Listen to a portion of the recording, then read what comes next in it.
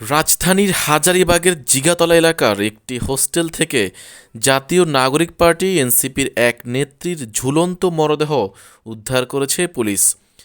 নিহতের নাম জান্নাত আরা রুমী। তিনি এনসিপির ঢাকা মহানগর দক্ষিণের ধানমন্ডি শাখার সমন্বয়ক কমিটির যুগ্ম সমন্বয়কারী ছিলেন।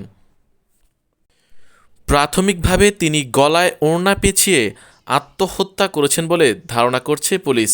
তবে তাৎক্ষণিকভাবে আত্মহত্যার কারণ জানা যায়নি। বৃহস্পতিবার সকালে জিগাতলা এলাকার জান্নাতি ছাত্রী হোস্টেলের ৫ম তলার একটি কক্ষ থেকে তার মরদেহ উদ্ধার করা হয়। পুলিশের ধানমন্ডি জোনের এডিসি জিশানুল হক বিষয়টি নিশ্চিত করেন।